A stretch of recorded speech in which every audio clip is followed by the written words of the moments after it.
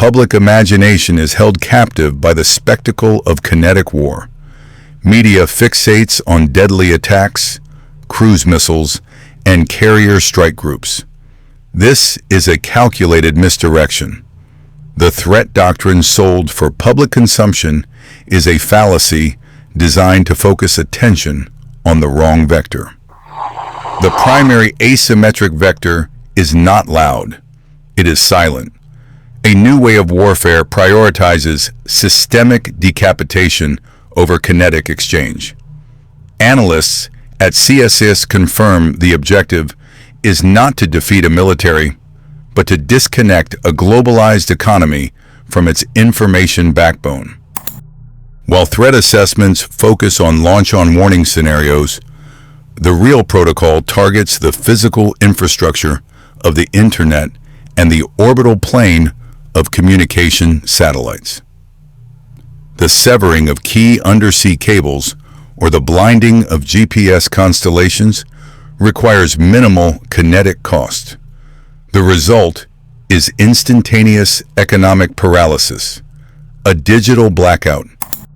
This protocol creates the blind Leviathan, a superpower with unmatched conventional force, rendered sensorially inert. It possesses the world's most advanced arsenal, but cannot process payments, cannot verify targets, and cannot communicate securely. It is a war machine without a nervous system, a fist without eyes. This is the predictable opening move before a single shot is fired over Taiwan. The motive for initiating a conflict you cannot win conventionally is not territorial gain. It is a solvency crisis. When a state's internal liabilities exceed its political capital, the only remaining move is to export the crisis. The war is a distraction. The real battle is for domestic regime survival. CSIS analysis flags the core domestic liability for an actor like Russia: the kinetic cost of a protracted, unpopular war. Every asset liquidated on the battlefield is a debit against the regime's political balance sheet. Facing a mathematical certainty of internal collapse, conventional weakness forces a pivot. This pivot is to asymmetric escalation. The protocol is irrefutable. If you cannot defeat the adversary's military, you attack their systemic liabilities. You transform a regional military conflict into a global economic one. The objective shifts from capturing territory to triggering a liquidity crisis in the adversary's home markets.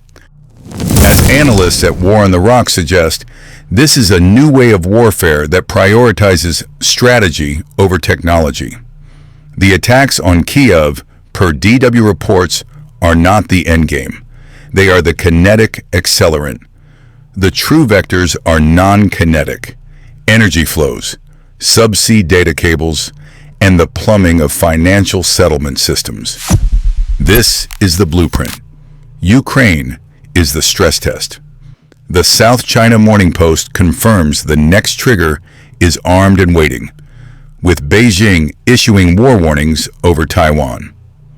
The conflict is framed as a zero-sum game of sovereignty, creating the exact existential threat condition that mandates the pivot to asymmetry. The result is a predictable cascade from regional military defeat to global solvency crisis. The math of modern kinetic conflict is non-negotiable. According to analysts at the Royal United Services Institute, RUSI, the core equation has inverted. A $5 million main battle tank is now systemically vulnerable to a $500 first-person view drone. This is not a 10,000 to 1 cost advantage. It is a fundamental break in the economic model of warfare. We are witnessing the raw, unfiltered democratization of violence. The capacity to liquidate high-value state assets is no longer the exclusive domain of peer-level military-industrial complexes. It has been distributed to any actor with a credit card, and a Wi-Fi signal. This economic reality is the primary accelerant for asymmetric escalation. A weaker power facing an existential threat, from a regional conflict in Ukraine to a potential blockade of Taiwan, no longer needs a symmetric force. They simply leverage this cost differential to inflict disproportionate economic damage, trading disposable hardware for systemic liabilities. The goal shifts from winning on the battlefield to triggering a solvency crisis in the adversary's homeland. The vectors for asymmetric escalation are not theoretical. They are being staged in plain sight within designated gray zones. These zones are not the cause of systemic risk. They are the pre-position launch sites. Analysts at CSIS define these as regions of calculated instability, engineered to serve as proxy laboratories for economic warfare.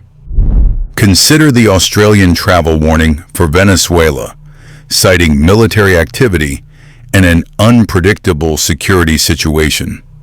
This is not isolated regional chaos. For a state actor planning to sever Western supply chains, this instability is a feature, not a bug.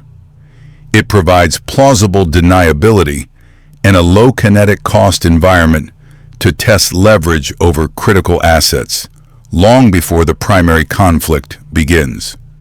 This new way of warfare, as outlined in USI briefs, moves beyond the battlefield. While kinetic attacks hit Kiev, the true strategic calculus is being tested elsewhere.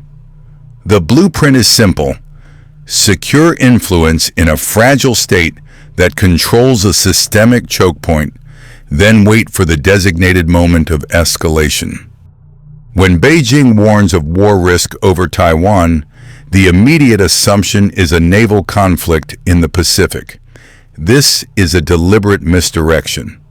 The launch-on warning protocol for asymmetric escalation will not be triggered in the Taiwan Strait. It will be activated in these prepared gray zones, transforming a regional military crisis into an instantaneous global solvency event. The nuclear command structure is not designed for contemplation. It is engineered for speed. The core protocol is launch-on warning. This doctrine, analyzed extensively by authorities like CSIS, dictates that a retaliatory strike is launched upon detection of an incoming enemy attack. Before enemy warheads detonate on friendly territory.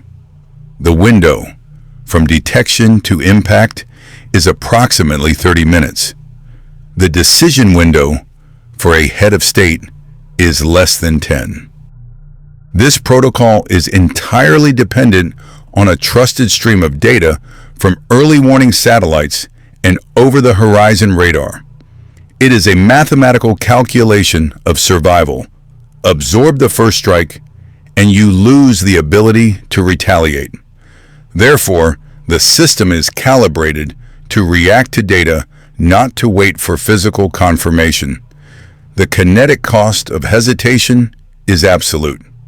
This creates the single greatest vulnerability in the global security architecture, the fog of digital war. An asymmetric actor does not need to launch a missile.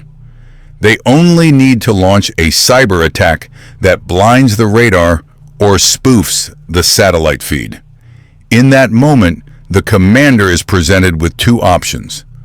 Option A is to trust the last data point and launch, potentially starting a global exchange over a ghost signal. Option B is to hesitate, betting the fate of the nation that it's a malfunction, while real warheads may be minutes from impact. Facing an existential threat, as Beijing has warned is possible over Taiwan, a conventionally weaker power's most rational move is to exploit this protocol. The unpredictable security situation becomes a weapon. By inducing electronic blindness, they force the adversary's hand. This isn't a failure of the system, It is the systemic leverage a weaker actor uses to transform a regional kinetic defeat into a potential global solvency crisis. A few lines of code become the accelerant for a launch-on-warning cascade. The doctrine of asymmetric escalation is not theoretical. As demonstrated by the kinetic reality of attacks in Kiev, the protocol for targeting civilian infrastructure has been normalized. The next phase is not a direct military confrontation, which is mathematically inefficient. The target is systemic liquidity. CSIS and RUSI analysis on a new way of warfare confirms the pivot from kinetic cost to economic leverage. The primary vector is plausible deniability. An unpredictable security situation, such as the one observed in Venezuela, provides the ideal theater for laundering attribution. It creates the necessary noise to mask the signal. With Beijing issuing explicit warnings of war risk over Taiwan, the conditions for a preemptive, non-kinetic strike are met. The objective is to test the adversary's response matrix to a systemic shock where no single actor can be blamed. This is not an attack. It is data collection. The calibration forecast.